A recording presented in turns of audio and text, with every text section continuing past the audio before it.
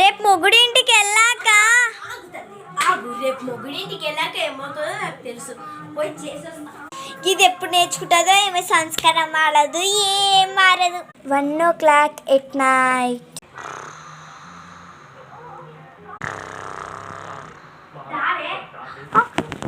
ఎవరబ్బా? ఎవరు అమ్మని పిలిచింది? ఎవరు ఎవరు? అరే ఇక్కడున్నావారా? లేమ్మా. అయ్యో ఎంత అవుతుంది టైం? 1 అవుతుంది. అయ్యో